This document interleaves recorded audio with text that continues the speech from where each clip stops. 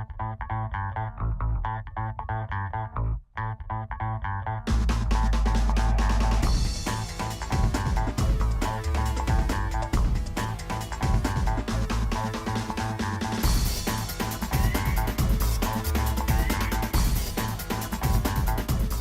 reason why I became involved in the work of the Metals Foundation is when I became aware that this was an opportunity to recognise the men and women that often are expected to put their life on the line in the interests of protecting the public.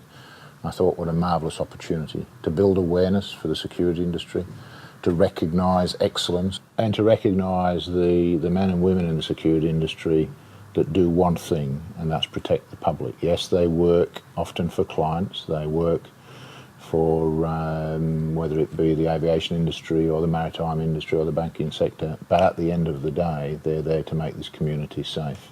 So when I became aware of the philosophy of the Foundation, I thought, what a magnificent thing for a bunch of security professionals to come together to collaborate and to really do something that's not been done before, and that's to build awareness in the community of the role of security officers, to recognise men and women that don't go to work to seek recognition, but the community owes them a debt of gratitude for keeping them safe. I think it's important that it's driven by the industry.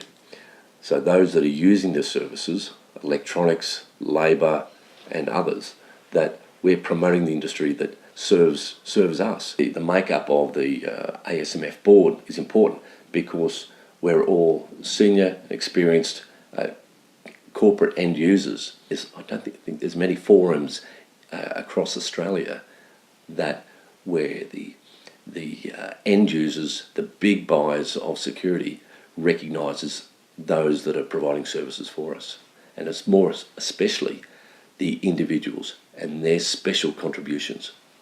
The Foundation is a great opportunity to showcase some of the acts of bravery within the industry, to showcase some of those people, those security managers who have done exceptionally well, who otherwise would go unseen and unheard of. So I think the Foundation, in its ability to highlight that, as well as donate money to charity, as well as add to the level of professionalism, is certainly a great initiative. The work of the Australian Security Metals Foundation is fundamental to changing the public's perception of the security industry and our profession. The work that we do to recognise security officers and security operatives will begin to change those perceptions. The work that the Benevolent Fund will do will recognise fallen security officers, and the ongoing work which the Foundation will do around improving the image and bettering our profession will stand us in good stead for the future. The security industry hasn't always had the best reputation, and when most people think of security they think guns, guards and gates, when in reality the security is about a lot more than just those simple three things, and there's a lot of really, really good work that goes on in the industry. And the whole charter of the Foundation is to try and highlight and demonstrate that fantastic work that's being done, whether it be people going well above and beyond the call of their job who are working as day-to-day security guards, or whether it be people working in roles as security managers who help develop and grow and mentor young people underneath them and really give them a chance to grow. An effective way to inspire security is to connect traditional values, courage, commitment, contribution, to real stories, real examples and real role models, so that we can build on what is good about security, what is inspiring about security, and to make it even better. What the Foundation is doing is something that's very rare. They're recognizing first responders. And when people first think about that, they think, well, first responder, that's the police and the fire, and it's not.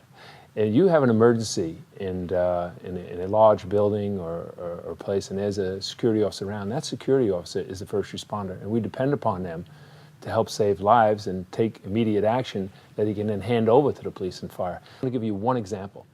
If I tell you about 9/11, you may be able, you can look up how many police officers died. There were 23 New York City police officers who died, and I worked with some of those folks. And you don't know this, but 33 security officers died in 9/11. And every one of them could have gotten out. None of them were up above where the planes hit. They were all down doing security work in the lobbies, in the retail area, and they all stayed behind to help rescue all those other people. And they died, and nobody recognized them. They recognize that people have a marketing department and a PR department for good reason. I mean, we want to recognize the police and fire, but somebody should have recognized those security officers.